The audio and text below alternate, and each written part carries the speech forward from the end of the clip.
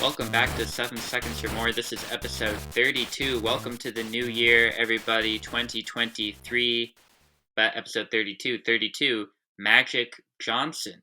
Probably the best player to ever wear number 32. That seems like an easy one. Yeah, honorable mentions are Karl Malone. Dishonorable mention. Dishonorable. Bill Walton. Okay. Kevin Yep. McHale. Shaq, but Shaq wore like 10 numbers in his career, so he doesn't really count. I can't think of anyone who wears 32 right now. Not like a popular number. Looking it up. Yeah, luckily there are ways to figure this out. Jeff Green, Blake Griffin with the Clippers. Maybe not Oh the yeah, Celtics. he wears 97 on the Celtics. That makes sense. He saw all the football players wearing whatever number they wanted, and he was like, "Screw it, let me do the same." He actually said he wears it to honor Dennis Rodman. Yeah, Nice. weird. And there was the Celtics played the Warriors in Golden State, like the Saturday primetime games, and they were about to interview Steph Curry after the game, and they just cut to the camera a little early, and it was him talking to Blake, and you could just hear Steph was like, "Oh, I love 97, Blake. That's sick, Rodman." Very Well, very random. the other players are Cat. I guess he's probably the best player Oh right now. yeah, Cat. I forgot. I kind of forgot about Cat. And We'll get then to him later. the Dean Wade as well. Dean Wade. As Zach Lowe likes to say, he sounds like he runs like a law firm. Dean Wade.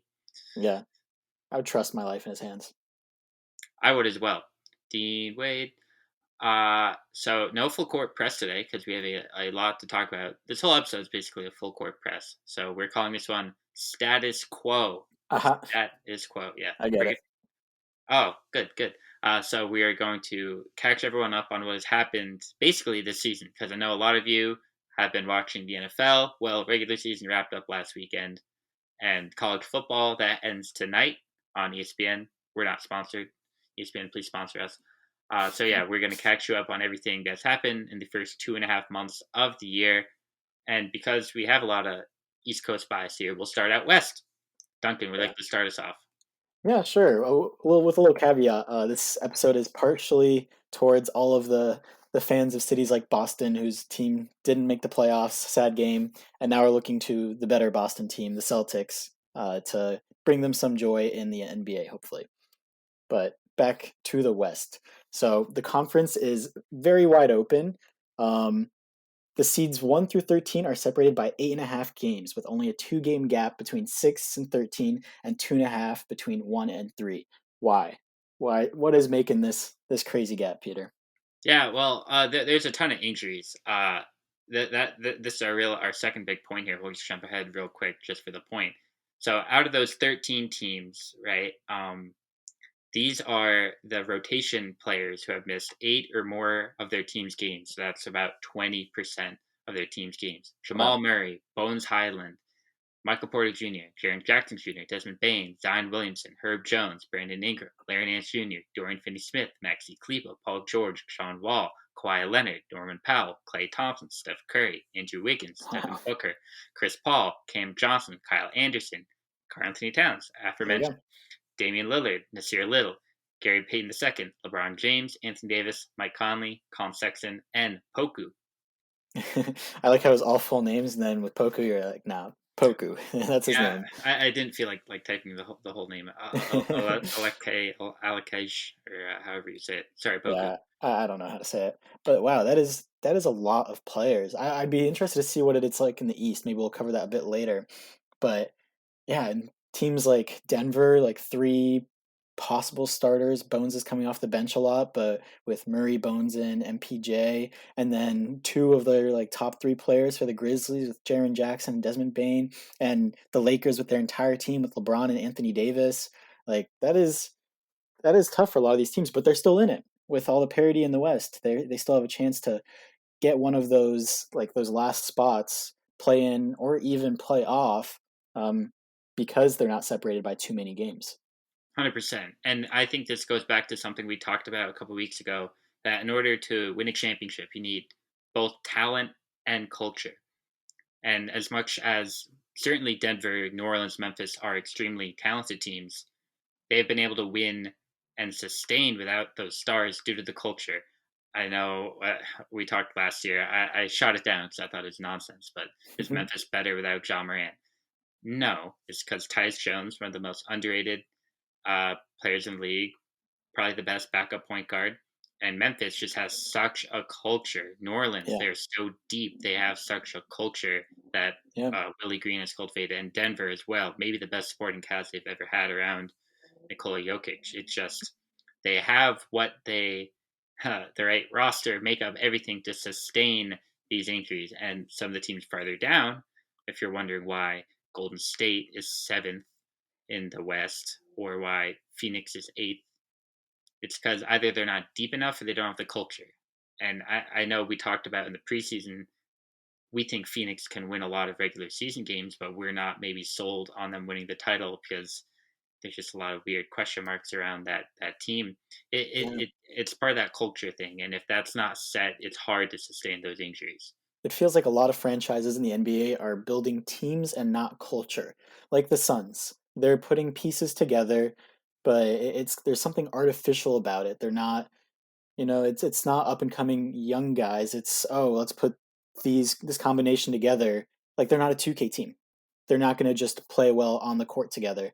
You have someone like DeAndre Ayton, who is obviously frustrated in last year's playoffs. At the end of Game 7 or Game 6, the last game in their series, he just went to the bench and wouldn't go back in the game. And how are you expecting to win games with him on your team? Like with him playing with like Chris Paul and Devin Booker, like it's just tough. And the other thing about culture is it's not an immediate thing, but also maybe it is. I mean, we see it with the Brooklyn Nets. They seem to have bad culture, and all of a sudden, a flip switched. They got together, and they're on this like they had that crazy win streak. Is the streak still alive as of today? The Nets, I don't think they are. They're 9-1 over their last 10, but I don't Yeah, think they are but they streaking. had won 12 in a row, maybe even 13, and like now they have such great culture with Utah for whatever reason. Like, I don't think he's the reason for Robbie, it, but he seems to be a spark. And Kyrie coming back and Ben Simmons accepting a role a bit more, and it makes me think of New Orleans as well. 2 years ago, even last year when Zion wasn't playing, we are like, what horrible culture!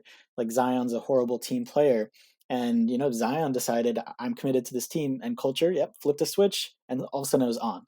So maybe some of these teams that don't necessarily have the culture, like it's not over for them yet.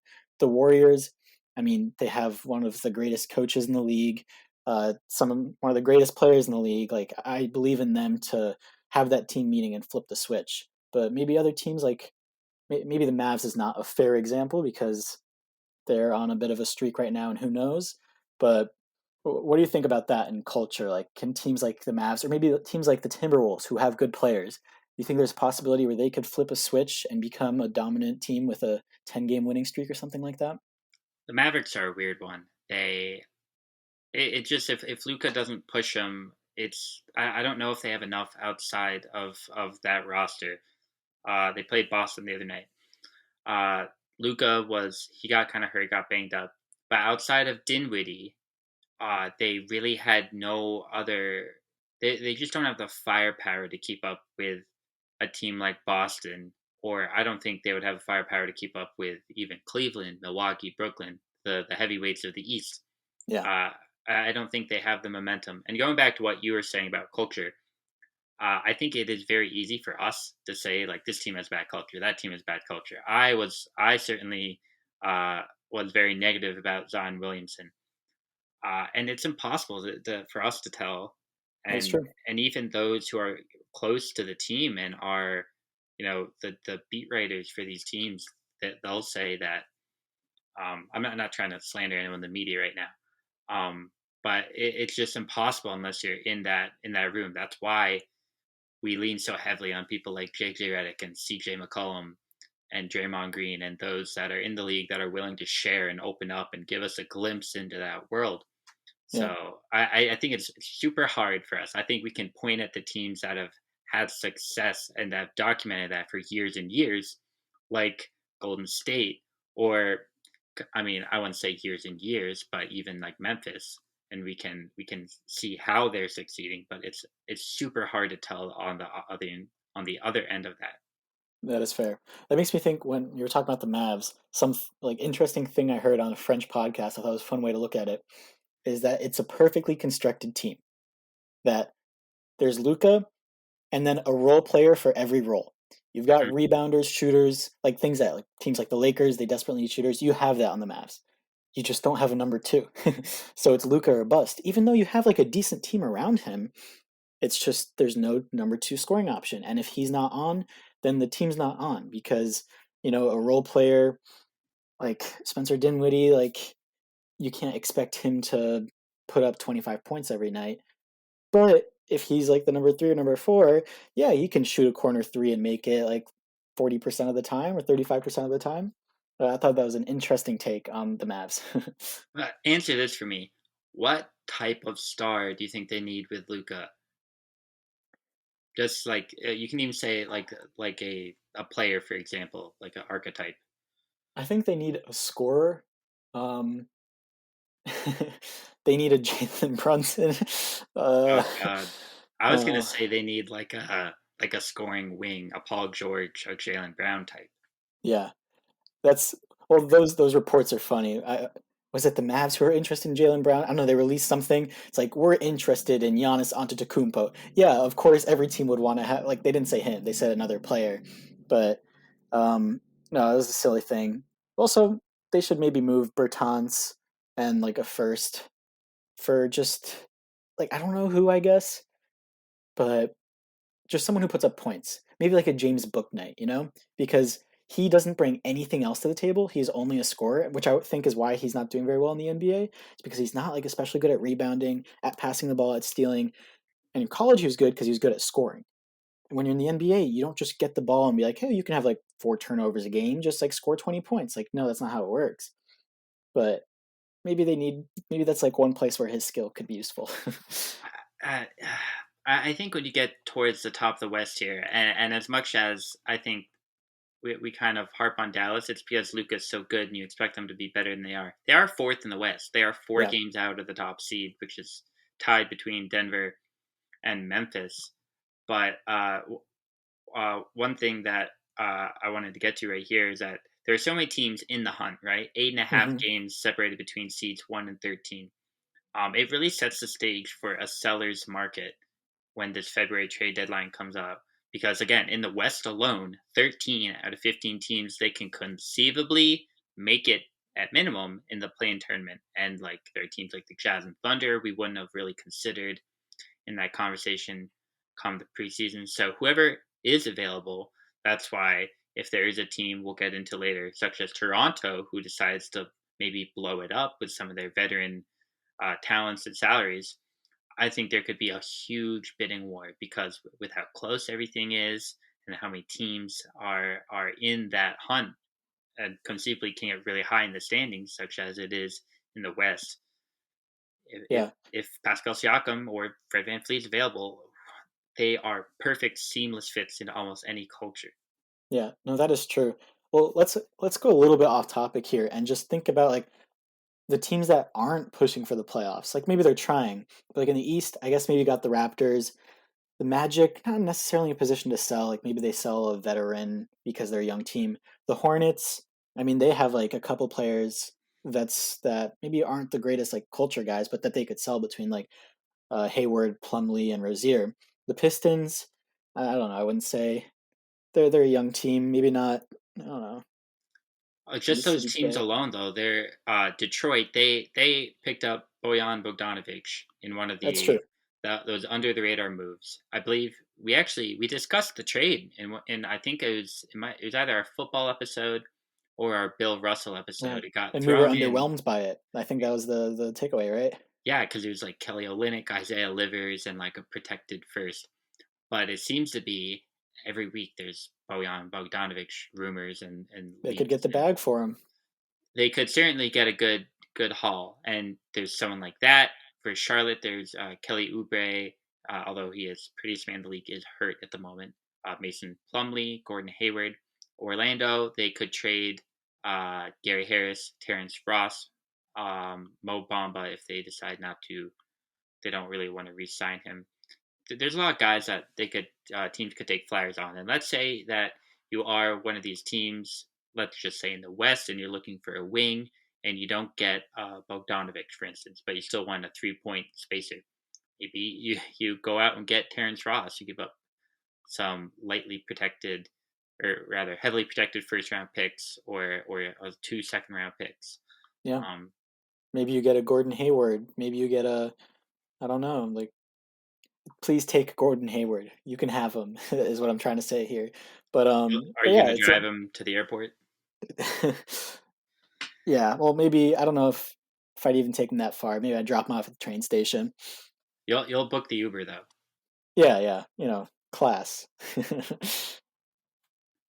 It's certainly going to be a super weird trade deadline because of that, and something we'll get into in the East is due to a team trading like 6 first round picks for Rudy Gobert.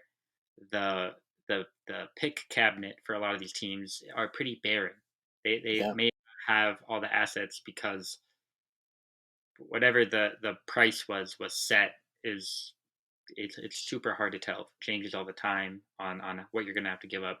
So one thing I want to wrap up here on the West, home court advantage is going to be super huge come playoff time. I mean, we say it every year. It's not like it's a shocking thing, but at the same time, you see some of these injuries and load management, and you're like, oh well, it'll be fine as long as we're a top 6 seed. We'll be in the hmm playoffs. Well, everyone will be healthy and rested, and we'll make our push. That being said, no team in the West at the moment has an above 500 record on the road, and wow. only 3 teams are at 500. That's Denver, Memphis, and Sacramento. Juxtapose that with the East. East has 3 teams above 500 on the road: Boston, Brooklyn, and the Knicks. And, Yeah. and then the Bucks sit at 500. And in terms of that translating to more home success, 5 teams have 10 more home wins than home losses.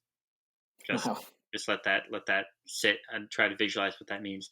So Denver, Memphis, New Orleans, Dallas, and Golden State have 10 more home wins than home losses. Those first 4 are the top 4 seeds in the West. Golden State is farther because they are atrocious on the road. So Yeah.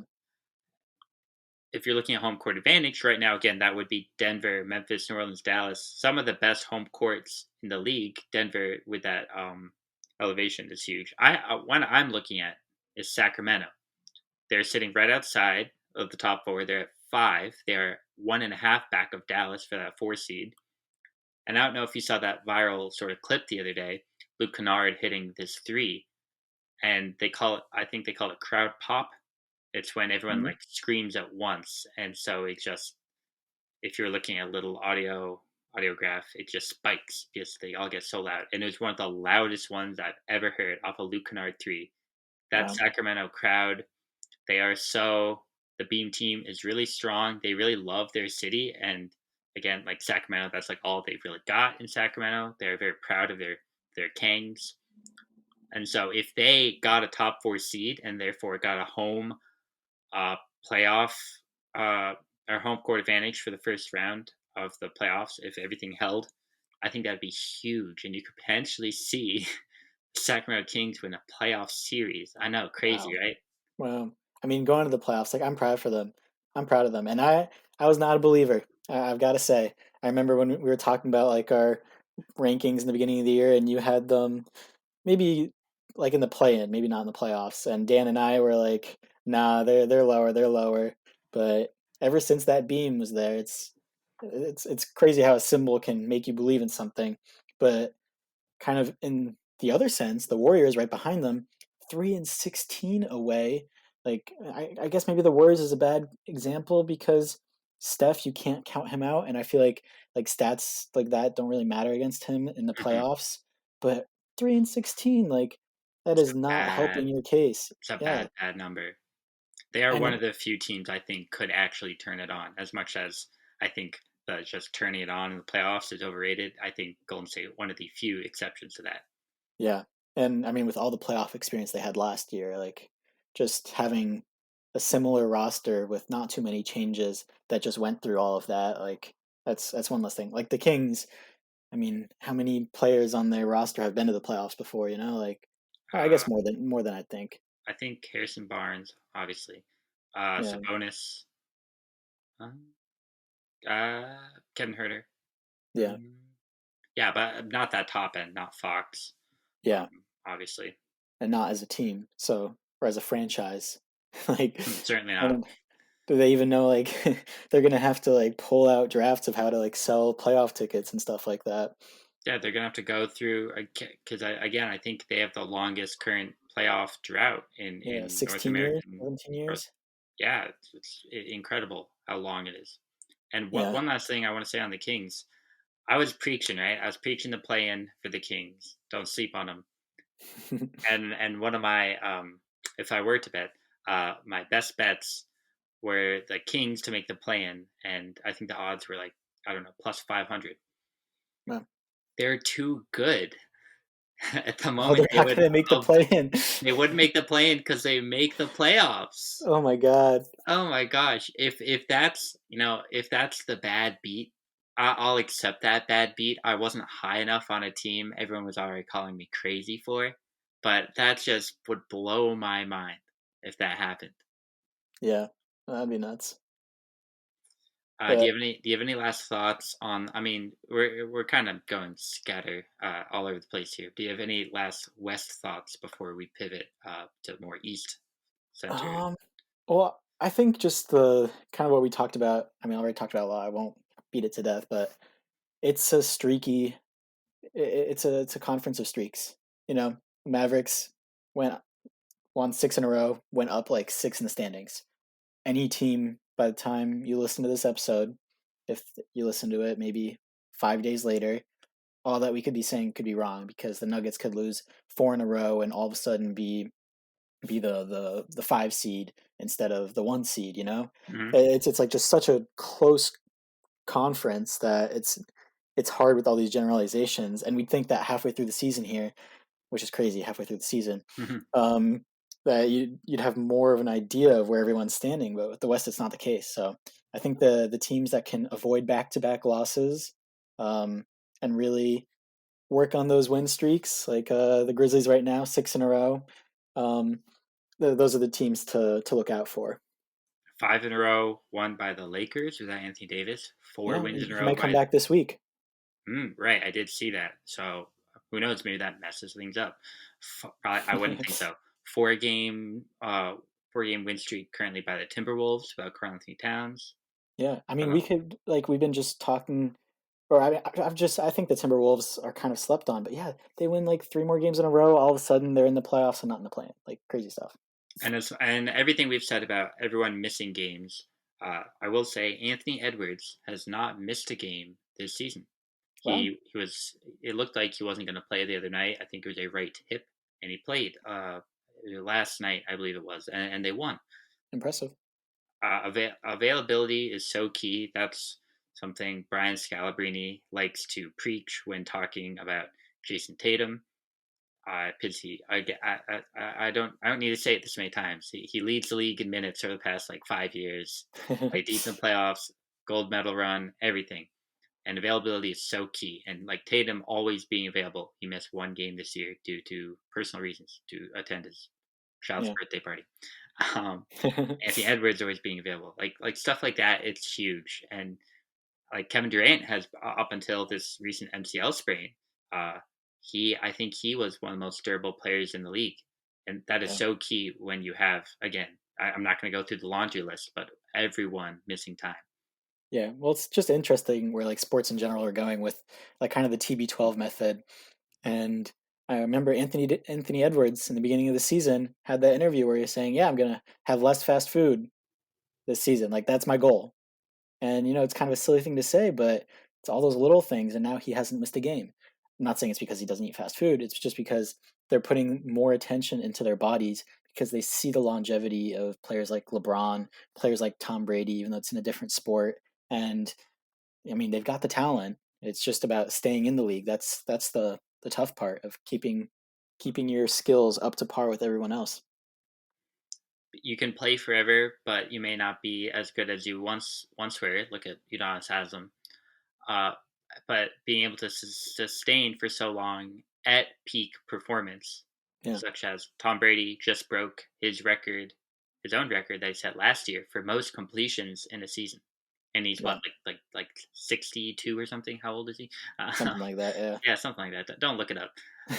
It's wild, and I think this current group of stars has a good chance to their at least either their game will translate or the way they take care of their bodies to play for a long time. Giannis, I think, well, depending on how battered and bruised he gets. Luka, he already looks like he plays like the old man game at the Y. Uh, uh, Jason Tatum, sure, he certainly I mean, could. Steph is old, and he's still kicking. Steph is not much younger than LeBron because he played all those years at Davidson, whereas Yeah. LeBron came right out of high school. KD is in the MVP conversation, He like, and he's slept far on from in his the best MVP. season.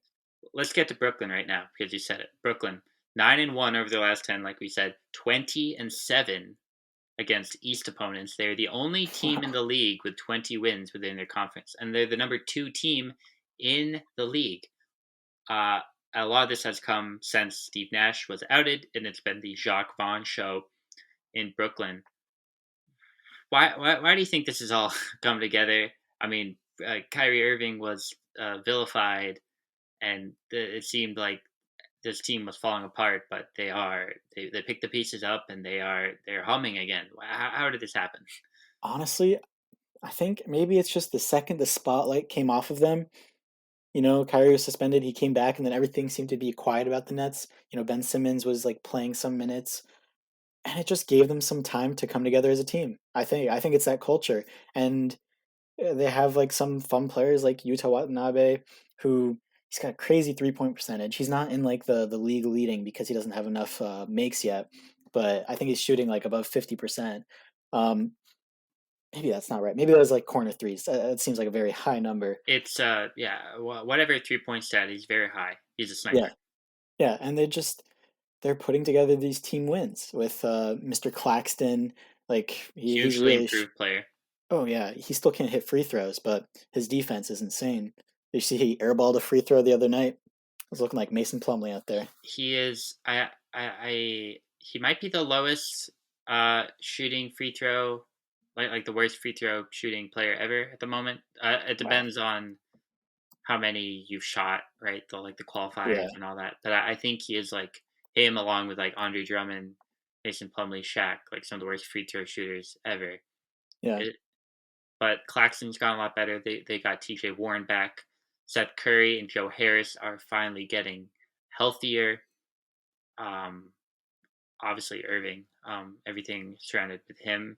Simmons is getting more comfortable with the team and Yeah. just playing basketball again. There was just so many question marks, and I don't think it was necessarily wrong to write Brooklyn off because it's one thing if a team has one loose end. If a team had what happened with the whole Kyrie incident, that alone would be huge. And they had basically It they was had just they had everything was so in many things question. of similar scale, and Yeah. yeah, it was so easy to write them off. But they're very resilient. This is probably the best Brooklyn team Kevin Durant has had surrounded him since he's been in Brooklyn. Yeah. They've just answered so many of their questions and silenced their doubters. People wrote them off and they didn't write back. Yeah. Geno Smith them. Geno Smith, they've been Geno Smithing them, and they are a scary team. I was looking forward to, I believe Thursday, Boston Celtics visit Brooklyn, but Ooh. no Kevin Durant. So Uh, second night of back to back though for Boston. So could still be a crazy good stuff. game. I mean, yeah, there's Kyrie. I think one thing that Kyrie does so well is he loves to be the number two option on a team. Like That's what he is, Mister Number Two, and he's really good at it. he's so good at it, and I wonder like how many other players in the league if they just I don't know if he in his mind like accepts it. He knows he's number two. I mean, I guess you're playing with Kevin Durant, like that's pretty easy to accept. But he did that with LeBron as well. Like he's just so good as a number two. He doesn't have to be the number one. But do you think he has that mindset? I mean, this is all just speculation. That and I think a lot of probably professional athletes have this mindset of I'm the best player, and that's the mindset they have. I'm the best player on this team. I'm the best player XYZ. And I, I don't know if they fully believe it, but it's that mindset they have. I mean, these words are gonna sound crazy out of my mouth, coming out of my mouth, but I think he's more rational than that. I think Kyrie Irving is rational. Uh, I mean, I take it back already. But he's definitely the best at some things on his team. He's the best dribbler on his team. He's got the best handles in the league, maybe. Like maybe he's Best just handles ever, probably. yeah, maybe he's okay just taking that because I forget if it was him that I listened to talk about something like that. But I mean, you got to take some. You're playing with Kevin Durant. You got to be lying to yourself if you're saying you're the best player on your team. You would think, but again, this isn't. It's Kyrie Irving we're talking about here. That is true. So in terms of the East, very top heavy. We talked about Boston and Brooklyn. Only 3.5 games separate the top five seeds: Boston, Well, Brooklyn, Milwaukee, Cleveland, Philly. well, And pending Miami, the Miami Heat surging. Again, these are those teams you would expect to be in the talk for the top of the East. Again, pending whatever you thought about Brooklyn. In terms of Miami, a team that made it to the Game 7 of the Eastern Conference Finals last year, and and had home court for it at FTX Arena, and were Jimmy Butler 3 away from maybe meeting the Warriors for their second Finals appearance in 3 years.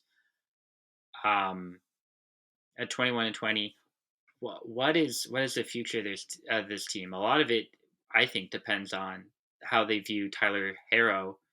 I will never get it right. Tyler. Yeah, so Tyler from South Beach and Jimmy Butler. A lot depends again how they view the. Tyler signed. I'm gonna say Tyler. I don't want to mess it up. Tyler signed a big extension in the summer, but is he capable of being a top two player on a playoff team? And then how much patience should Jimmy have in South Beach because he's not getting any younger? We all know Miami likes to make a splash, get a big move, get big star players in Miami, like how they got Jimmy. Yeah, But would Tyler be on the team if teams viewed him highly enough in a package for Donovan Mitchell, in a package for uh, Kevin Durant, or whatever star player was maybe available last summer? Is it I because the Heat love him, or is it because no one else likes him? I think it's just because he has that horrible reputation of being soft on defense. Because he's like Jordan Poole. Like it's similar, like kind of similar to Jordan Poole, except without the playmaking, or without as much of the playmaking, I should say. I don't know. Maybe Yeah, I'm not the Tyler expert, so I don't want to go out on a limb here. But it is an interesting Heat team, and it's so weird because they could truly beat any team or lose to any team. Like on at the end of last year, they lost to the Spurs and the Bulls.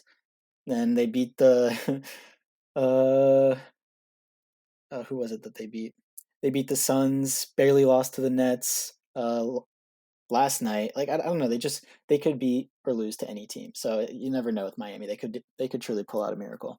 and Spolstra, we've talked about how great of a coach he is, and he's playing these guys a lot. He's playing 7, 8 man rotations. Yeah, This Miami Heat team is. I know we always talk about how they pull guys out of nowhere: the Gabe Vincents, the Duncan Robinsons, the Max Struces. yeah. They're not as deep as they once were, and this is why they're vulnerable at 21-20. They have a lot of future picks, but what direction are they going to go? Is that going to lead to any shakeups this year? What is kind of going under the radar for them, honestly, is Bam Adebayo. I think he got a lot of flack in the playoffs for not scoring the ball, Yeah, and he's increased his scoring. He has answered those questions, yeah. and with But like, a what is their solution though? Like, if you're the Miami Heat, like we talked about, so many teams are in the conversation. I mean, who's the best player you can trade for right now? Like Bogdanovich, does that solve your problems? well, if they're going splash for a star, I think people have brought up Zach Levine with them. Oh, that's But fair. I don't know if he answers their questions because it's not like Zach Levine can play that much more defense than Tyler Harrow. Yeah. And some of their issues has been Jimmy Butler missing a lot of regular season games. So does Zach Levine. He misses a lot. So there might be a long term plan here in Miami, where if you look at the cap sheet, you see in 2 years they have max cap space, and they end up signing Giannis or something. I don't know. Yeah. Well, maybe they should just keep on doing what they're doing, like 5-5 in their last 10 games. Like aim to stay afloat uh, while the East kind of separates out with like the bottom and the top because it's definitely not as close as the West like we talked about, but it's still like I don't know within a decent amount of games. You know, you let the bottom out, you still find yourself in right now they're in the top play-in seed or no, they're the eighth seed, so they're in the play-in, Hmm. and you coast. You're too close to being you're 3 games behind the fifth seed, but only 3 games ahead of like the 10th seed. So I think if they should just wait it out, see where they find themselves by the trade deadline, and then do something based off that. The Heat should be able to be okay. They are, again, remarkably average because they are 11-9 at home, 10-11 on the road. They are a minus zero point 0.3 point differential, but they are 5-1 in their division because of how bad that division is with Charlotte, Washington, and Orlando, and Atlanta. Atlanta, yeah, Atlanta, yeah. So Miami Heat could easily make the playoffs, and they could be a real pesky team you don't want to face. But it's just not the Miami team we're used to seeing. Again, they were the 1 seed last year. Let's not yeah, forget. That's that kind of is hard true. to fathom right now. Yeah, it's a different team that hasn't changed. Who else are you looking at in the East in terms of maybe above expectations, below, or maybe Well, I'm questions looking about? at the Bucks. Like I've got some questions about them because I mean I know it's a one performance and it's something Giannis talked about. They let the Charlotte Hornets score 51 points in 1 quarter against them. The That was Hornets always with have their number. yeah, I guess maybe that's just it. It's just they don't match up well against them, but it's just it makes you not believe in them. Yeah, the Bucks have they're weird. They are 4-6 over their last 10. They're Yet, the only team in the top 9 that aren't like 500 or above 500 in their last 10. yep, yeah. Uh, the Knicks and the Heat at 7-8 in the East are 5-5 over the last 10. To find, you have to go all the way down to Atlanta at 10 to get another team in the East that's 4-6 over their last 10. Yeah. The Bucks, Middleton is he's still not right, and I think he solves a lot of issues for them. He's an underrated playmaker. We know what he is as a shot creator. Yeah. Takes a lot of the load off of Giannis. And because, for instance, they have Joe Ingles there nursing to health right now. Uh, they're one of the oldest rosters in the league. Middleton is up after this year, so is Brooke Lopez. Or maybe Middleton might not be up, but I think he has a player option that he would probably decline. Um, a lot of questions. How much money will Middleton end up costing? Does Middleton see the long term plan in Milwaukee in order to succeed, or will some team with a lot of money just throw him the bag? I don't know who that could be, like Orlando, Indiana, something like that could just throw the bag at him. Yeah. Well, speaking of Indiana, they're also on the up and up as well. Like Tyrese Halliburton is putting together a show, and they seem to have some. Like it's weird. I was watching the Charlotte Indiana game last night. No one goes to their games. Like that's something the commentators, it was the local broadcast. They kept on talking about like the crowd in the game and getting more people in there and trying to give them something to cheer for. And I feel like when you watch any other like local like commentators, like I don't know, they're not talking about empty seats, but when you're a 6 seed and I don't know, there's empty seats, it's weird because Tyrese Halliburton is a impressive player to watch, especially in person. especially in person. I don't want to. I swear, if you've like consumed any of my content over the past like 3 weeks, you would think I'm related to the man. Um, but Tyrese Just so Halliburton, proud of him. he's all grown up. I don't know. I've been on the Tyrese thing since the draft. In the draft, he went way lower than people thought.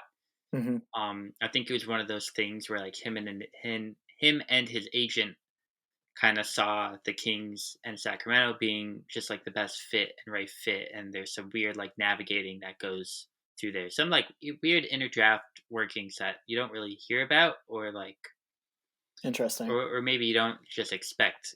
Like I think you expect to just pick You the think he guy you wanted to want. be the face of a franchise? he said it many times. He said it. He wanted to help Sacramento get to where they are right now. Ironically, and we're not. I'm not talking about this trade anymore. The damn Halliburton trade. It was a good trade for both sides. I would lean towards Halliburton because he's young and cost controlled and tall point guards. We all know how I feel about those. But yeah, with Indiana, they have a very young core, good core. That Halliburton Mathurin backcourt, very intriguing. They have a lot of hmm other whatever Like they want to do with Buddy Hield, Nemhard, the Miles Turner, rookie. Yeah, the Nemhart, rookie. Duarte, Jalen Smith, uh, Miles Turner's playing exceptionally well. Brissett. Yep, yeah, they have a ton of guys, a lot of real NBA players. Carlisle, he wants to win. They are hmm 15-7 at home. Only 4 teams in the East have better home record than that. That would be the Sixers, Cavs, Bucks, and Celtics. Wow. They are, but they are not that this is exactly how um, like a great viewer of how great a team is. They're a complete net neutral in terms of point differential. That is Uh, so weird. they're at a complete zero, yet they're 5 games above 500. So they could expect some regression. Maybe Mathurin hits a rookie wall, but Halliburton really just raised the floor of this team. I said it. I think the Pacers are a team that never really should rebuild.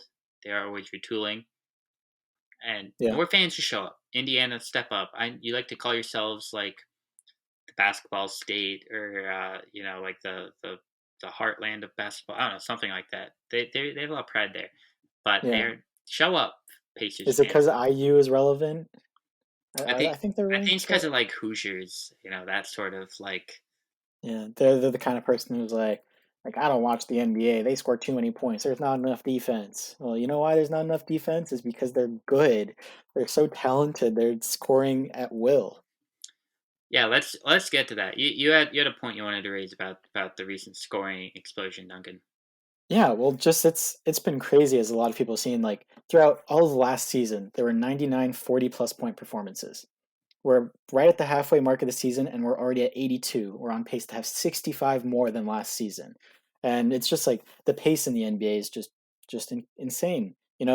Between more 3 pointers in the last 10 years, it's gone from 7.2 made threes to 12.2 made threes, five increase. That's 15 points just in threes alone per game. But like, what do you think is causing these individual stars to just go off like this? Because it's not just the team performances that are going up; it's the individual. Like a 35-point game, we're kind of like, oh, cool, been there, done that. Even a 45-point game can be lost. Like Embiid's, he had a 44-point game when Luka scored his 60-20-10 and Don had his 71, and no one cared. No one. The Dawn got sort of swept under the rug. It was the same night as the DeMar Hamlin incident, Yeah, so that's true. it That's bad got it timing. got totally swept under the rug. Not not saying like it should have gotten DeMar Hamlin discharged from the hospital. So Yeah, good prayers up to news. him. So Continuing we can forward, talk about Don now. but yes, Don. He Yeah, it's super weird. Fred Van Fleet, he was on Jake J. Reddick. Again, this is the Jake J. Reddick recap pod. Thank you, everyone, for listening. But they asked Fred, as someone who's in the league and has to guard against performances like that, like, why is this happening?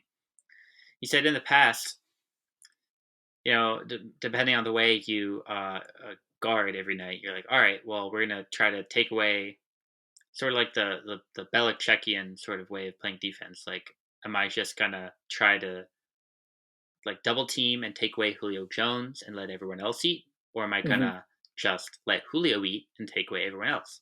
But with how much talent there is in the league now, all right, let's just say I'm just because they're the best team in the league. Totally, only reason I'm gonna use them as an example here: the Boston Celtics.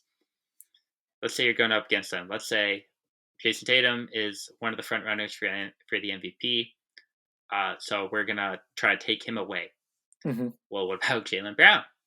and Yeah. and so many teams have so many options now, and the amount of nuance that there is in terms of the offense and the amount of offensive talent, and Yeah. even the rookies. We've seen the last couple of years all these rookies coming in their floor is so much higher. I mean, Paolo is probably should be an all-star this year. He would be the Yeah, he first has a all shot at it. he would be the first all-star as a rookie since Blake Griffin. Wow. Um, it Well, just that's the other thing that makes it even more crazy. interesting with Luka's performances is with him, like it doesn't make sense to let him eat and guard everyone else because like he's the only one like he is the game. The game runs through him for Dallas. So you'd really think that like at some point a team would just double him and let everyone else eat because like yeah, Spencer Dinwiddie could like score 40, but he's most likely going to go for like 3 for 11 and put up like 12 points at the end. Like I don't know. It's maybe that makes Luka's performance more impressive than Don's performance. But also, I think if Don had those two more rebounds, because he had 8 rebounds, if he had Oh, 10 rebounds and everyone was talking about it as a 71-point triple double, like we wouldn't even be questioning this. But like, I don't know, rebounds, like what are rebounds? I, Like, do they I even matter? I put on our Instagram story at 7 seconds or more on Instagram, link in the bio, and then link it in the description of this and every episode. Uh, I made a little video about Luka and Don, their great performances, and I put a poll which was more impressive. At first, it went all Don, and then Luka. Every vote was for Luka. Well, I think uh, my theory, a couple theories here. They had a crazy comeback, real improbable, and Luka had to like do it all himself. Not that Don clearly didn't. He created 99 points, the second most points created in a game ever. yeah, But also, Don has way more talent around him, so I think it looks less impressive. But one thing I saw firsthand in terms of Luka and Jokic is Celtics just finished the road trip. They played the Nuggets and the Mavericks. They employed somewhat similar strategies to them. They did a lot of late blitzing. But hmm what's so impossible with what we were just talking about, like doubling and trying to take away a team's best player, Luca, as a like 6'5", 6'6" point guard, he can still see above everyone and unreal passer. And Jokic even more so as a 7 foot center. Double team him, he can throw the wizard passes over him. Just look up like Nikola Jokic passing highlights on YouTube and have a field day. Grab some popcorn. The angles and the vision and he can also just shoot above anyone because he's 7 feet. It's so hard to take it away. I truly don't know what to do. This is why people are head coaches and get paid lots of money.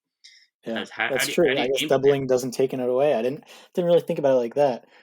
But also, like to kind of bring it back to which one was more impressive. I had one more thing I want to say about it. Is I think we tend to think Lucas was more impressive because there's that crazy endgame highlight where he purposely missed the free throw to send it to overtime with that in the air rebound, whatever. That was insane. But it was also against the worst, well, one of the worst teams in the league, against the Spurs at home in Dallas. Like, what was it? I, No, it was against the Knicks. it was against the Knicks. Oh, I thought hmm it was against the Spurs. I watched those highlights like 10 times making that video, so I'm like 99% sure. Oh, well, we'll cut that. We'll cut We're that. not gonna cut it, but I appreciate the thought. No, never mind. I guess it was against similar teams, so maybe that doesn't even bring into question because Don's game was against the Bulls, and so that was against the Knicks. Pretty, yeah, relatively similar teams. Again, they they are 7 and 9, separated by 3 games in the Eastern Conference rankings. So sure, similar. Well, I take that back. We're talking about doubling players. Doubling, yeah, doubling. Yeah, yeah, yeah.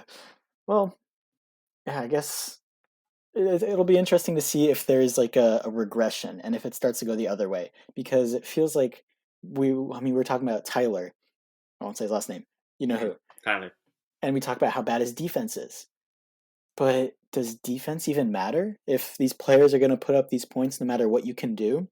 Or at some point, some star on Twitter, I want to say, was it KG? Did you see that? Kevin Garnett Mm. said like, who's going to be the next defensive like monster? Who's going to be the next like defensive weapon versus all these stars being offensive weapons in today's NBA? Well, I mean, you look at a couple right now. I think Robert Williams and Jaren Jackson Jr. Two of the ones that come to mind. Two Yeah, guys, two bigs you can throw on guards. Even Nicholas Claxton to a degree. Two some bigs you can throw on guards. They can close out quick and get blocks. And Robert Williams can even run the floor and dribble a little bit in transition. I yeah, think that's the key. That's Hmm. why I think Evan Mobley, I think he's the one. A lot of people compare him to Kevin Garnett because of his length, his versatility, and just sort of everything he contributes to winning. Yeah. As that sort of Langley power forward. So I think that's the archetype you're going to see. That's why like Wembanyama is also so intriguing. In a way, Chet, that just the length and ability to put the ball on the floor and to be able to guard 1 to 5 as a big. Yeah, that's becoming more and more talked about. It was those two-way players. But I'd be interested, maybe in like an independent thought exercise. Try to name as many defenders as you can in the NBA, guys that are known for defending, and then compare it to a list of guys I've known for scoring. Like I Not even wonder what close. it's not even close, right? So of uh, course the scores are going to go up. And then I'm not familiar enough with like I don't know, game in the 90s to make that same list. But I wonder if it's closer than today's total would be. and there's been a lot of as players improve and as they improve as the league has been changing, they have almost pivoted from defensive first players to offensive first players. I think that's what happened with Paul George. Yeah. In a way with Jimmy Butler, certainly with Jalen Brown. Those the 2 way wings, they turn from defensive first to offensive first. So one to keep an eye on then I think is Mikal Bridges, who still very young, one of the Hmm. best defensive players in basketball. Talk about availability. Has never missed a game going back, I think, to high school. Yeah. Never missed a game. But with Devin Booker being out, Chris Paul misses games all the time. More of a scoring burden on McCall's shoulders. Maybe he could make that pivot. Yeah, that'd be interesting. Any last thoughts in the East? We are nearing the somewhat nearing the hour mark here, so don't want to belabor it too much. Any other East thoughts on the brain? Um, I don't know. I guess some one team we haven't talked about too much is Atlanta. But I feel like DeJounte Murray has fit in so well on that team, yet it hasn't really had huge results. What do you think? They are just so dramatic. Drama and turmoil city. Everything that's gone on with Trey Young, yeah, the Trey Young rumors are afloat at the moment, Oh wow, and I maybe was they not would. aware. Yeah, people have conceptualized the idea of like a challenge trade. Basically, you trade some stars that are sort of uh, maybe not favored at the moment in a way that they would improve in new situations. The one people are talking about is if it would be Trey Young for Karl Anthony Towns. Oh, interesting. Yeah, you can see where that's coming from. But Yeah, I don't think that would solve Minnesota's problem. But anywho, what were you saying? Minnesota and Atlanta in somewhat similar situations. Atlanta brings in a guard to pair with another guard, Murray to pair with Yeah, Trey Young. Minnesota brings in a big to pair with another big, Towns and Gobert. And maybe they trade the franchise stalwart, Trey and Cat, to for further build the roster you sort of self inflicted when you brought in the big trade. Uh, but I think Atlanta is in a better situation than Minnesota, uh, because they have a lot of young players. They've like Jalen Johnson, AJ Griffin's been very yeah. very good, and then Tyrese Martin. all right, all right, all right, all right, all right, reel it in. They have a lot of John Collins always available. They have a lot of mid-sized contracts. They could do a lot of as much as we talked about how tough it can be to do that star trade mid-year due to the salaries and just the trying to make everything line up. They're one team that I think could, and I think there's some pressure there with the sort of hot button topic that is Trey Young and how they expedited everything with bringing in DeJounte Murray. Yeah, They're a team to keep an eye on. I think they want to win. They need to win at some point relatively soon. yeah. Trey Young, it's been awfully quiet about him this season. I don't know if it's just in the media that I follow. What do you think his numbers are? A little trivia right here. I was Points, rebounds, assists. so other than the points, rebounds, assists, look at his 3 point percentage. Just scroll to the right, whatever website you're on. Tell me what that number is. 31.4. Yeah. Uh, Yikes. he also, I don't know if this is 100% true. Maybe this is more of an eye test thing. I think his attempts are down. Trey Young, known as 3 point shooter, not shooting as many threes. Yeah. So, Yeah, I'll be able to tell you in a sec. but okay. While you do that, I will think points, rebounds, assists. I'm gonna go like I'm gonna go a little lower, like 23 points a game, 4.6. Let's call it 5 rebounds, and we'll call it 7 assists. 23, 5, and 7. So 27.5 points, Well, okay. 3 rebounds, and we plays with Clint Capella, and zero point 0.2 away from 10 assists per game, still with a 55.9 true shooting. All right, And he's, he's yeah, a stud. and he's down one 3-point attempt. He's attempting 7 threes instead of 8 threes a game. Maybe this is a fit thing. Maybe we need to watch more Atlanta Hawks basketball and see everything that's going wrong. Right? Like those are crazy numbers, but it's been awfully quiet about him. So, if that's what the dude is averaging, like I'm not ready to write him out just yet. I think the eye test thing has been weird with Atlanta. Everything I've heard, it's funny. I'm talking about people who have watched because I haven't watched enough Atlanta. It's just like the fit is still weird. There's a little bit of the what always used to happen with Tatum and Brown thing. The like I don't think Trey and DeJounte are necessarily like complementing each other. They're not they're not pushing that envelope. The staggering helps, so you always have an elite point guard in the game, Yeah, but they're not elevating when they're together. And without that happening, their ceiling is only so high. yeah. No, it's interesting. But let's play another game. Oh boy. DeJounte Murray. Okay. So points. Okay. So first, tell me what his line was last year. His line last year. Hold on, let me get the full stats. His line last year was. Why don't they put the points in the? That's at the end. 21 points per game, 9 assists, and 8 rebounds 21, 8, on 9. 33% from three. Okay. This year, 21, 8, 9. I'm gonna go 19. Actually, no. I'll stay at 21 points. We're gonna go down to 7 rebounds. We're gonna go down to 7 assists. And I think the 3 point shooting is higher. Yeah, you're pretty close. Down to 20.4, Okay. down to 6 assists, 5.5 rebounds, and up a couple of points in his 3-point percentage. And still at around 2 steals per game. So pretty like you're still getting DeJounte. Like his numbers are going to go down a little bit because he's playing with Trey Young. Honestly, I think it's impressive that his numbers are still he's still averaging 20 plus points a game on 52% true shooting, which is pretty decent.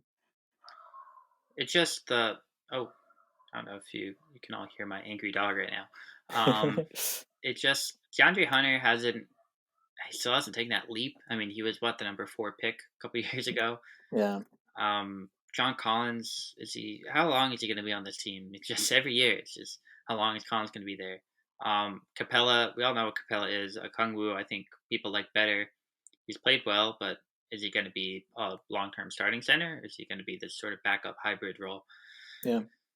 I just don't know. And then a lot of this could depend on if the coach stays there. Nate McMillan, he has been. I don't know if he's kind of fed up with Trey Young or just the whole everything that's going on with the organization. The long term outlook on Atlanta is murky to say the least. So again, circle them. I think they could go.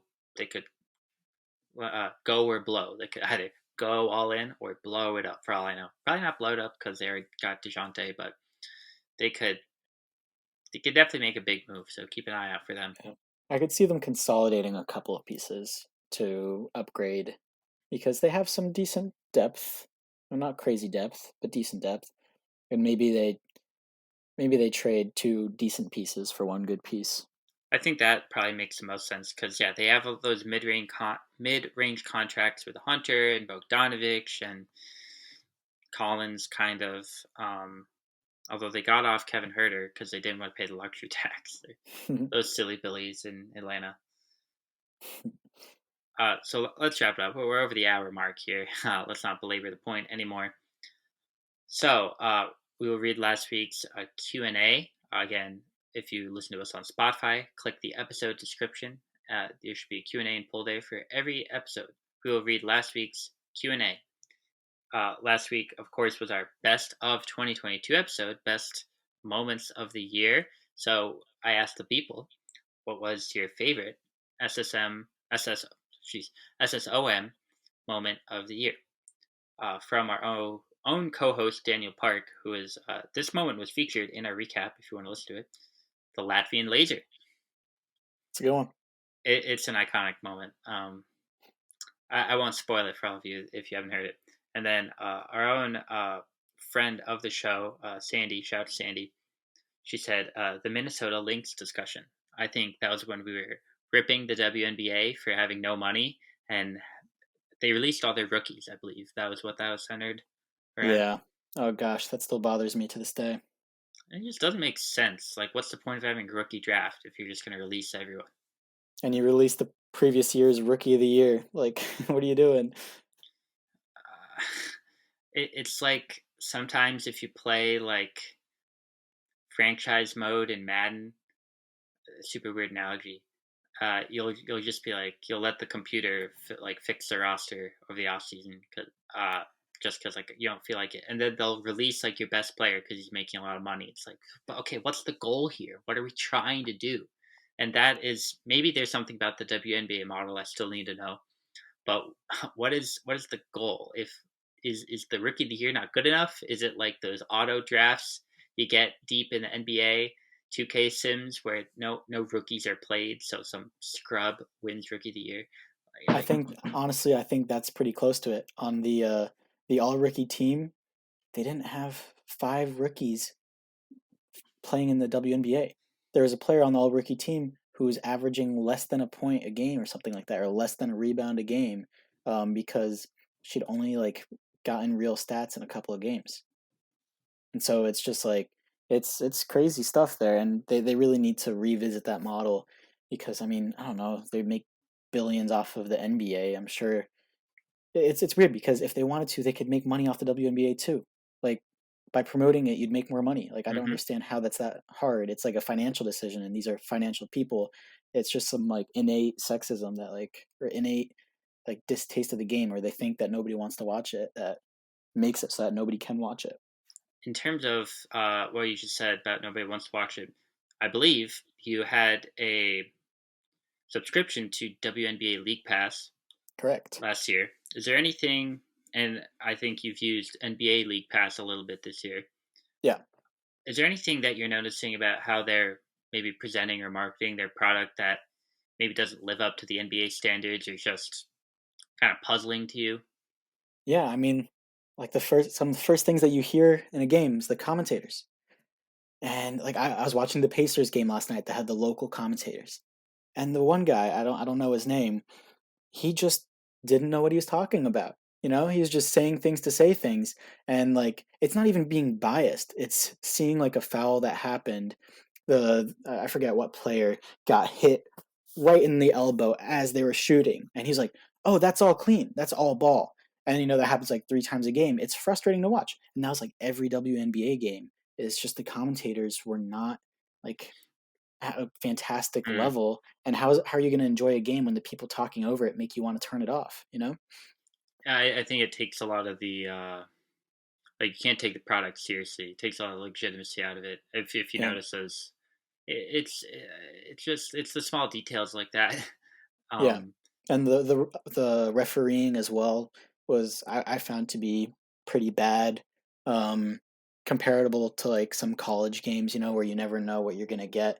Like if people listening watched the UConn game the other night, um, it's just confusing. Like sometimes you're just like, what is going on here? I'd say it was even worse in the WNBA, and it's also weird that like some of those refs could be getting paid more than like half the players yeah, when we're there to watch the players, not the refs. There's a crazy ESPN 30 for 30 about Sue Bird and Diana Taurasi and them playing in Russia, and their first WNBA contract, which they talk about in that, was like 35K a year. The janitor of the arena was making more than them. You know, like how is that?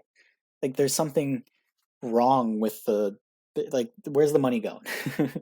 You I know, it's just crazy. I think this could be one of those things where it's like you need to try to I don't know like figure out what the product is because probably what happens again I'm not fully versed on this speculation just me trying to theorize what's going on that the WNBA refs are like the NBA refs who maybe are worse and get paid less, and so they want more work over the summer. And Yeah, so in a way, you're getting like the B grade. yeah. Um, where whereas again, I also don't know. I'm doing an analogy where I don't know if the other half's true either. Uh, if softball refs, I don't know if they are just like their own lane or are they baseball refs that. But let's just say they're their own thing. Hmm.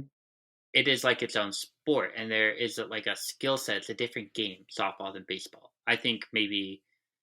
I mean, certainly there are rule differences between the WNBA and the NBA, but I think maybe they just need to be more their own product, and they've tried to diversify from the NBA, Yeah, from because I believe they were once fully owned by the NBA. I think they maybe own a stake at the moment. Weird stuff. I just think they need to be a different game in a way. yeah. No, If I any of that think you're makes right sense. because it's almost like marketed like the G League. Like I feel like it's a similar like idea. I think the G League probably even gets more coverage sometimes than the WNBA. And I mean, I think both should get coverage, but like the G League, its purpose is to develop players. It's not to get media coverage. Hmm. The WNBA is being treated similarly when their purpose should be to get media coverage. And like I don't know, I feel like I don't know if we've talked about it before on the show, but obviously women's basketball is popular. The March Madness women's tournament got They do big more numbers. views than MLS spans. Like I saw a stat, I can't recite it, but over the same period of time, the same amount of games or something like that, the women's March Madness was like through the roof compared to it, you know? So people want to watch it. You just got to give them the means and a reason to. And you know they are trying. League Pass was like $25 for the entire year for the WNBA. Hmm. So I bought that right away. It was practical. I was able to watch the teams I wanted to watch. They're putting more games on national TV. There's Yeah, just again, I think it's like the small details. Just I don't know. I love any input anyone has. So shoot it our way. You know, and when we uh, buy our team, because when we own the WNBA team. yeah, I mean it would be more affordable. And then think about it's like when Mark Cuban bought the Mavs for like 300 million, and now they're worth like probably 2 billion or something like that. Like this is the kind of market. More than Right, that, right. Like, yeah, I mean the Suns just sold for what, like freaking 3-4 billion, but sure. and So three, Dallas four nowhere billion. near. Yeah. Hey, So this is a league to get in before it's hot. we just need to go uh get one of those combo deals. Like the person who bought the Suns got the Suns and the Mercury. A Rod, when he got the Mm. Timberwolves, he got the Timberwolves and the Lynx. We just need the Wombo combo. Yeah. So keep an eye out for that when we own multiple basketball franchises. That's how we've ended the show. This is a small aside at the end of the show here. Name of this episode is well, I don't know if it's the name, but it's on the graphic, and we said it earlier. Status quo. I think this segment we might turn this into a segment. In a way, I'm kind of stealing from Jake Redick, but Ah.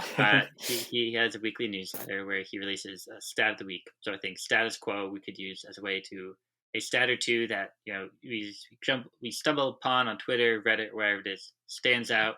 Kind of talk about it. And we won't use the same one as JJ. Oh, certainly not. We will not borrow his stat.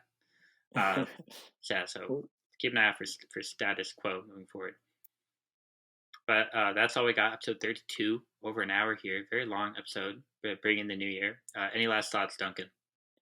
All right, yeah, just thanks everyone for listening. Hopefully, if your NFL team has made the playoffs, then you can cheer them on. Good luck to them. I'm glad Aaron Rodgers got kicked out. But that is all I have to say. Yeah, we don't even have any conflicts because Browns aren't in the playoffs either. So Yeah. yeah, so go Bengals, go Joe Burrow, and we will see you all next time.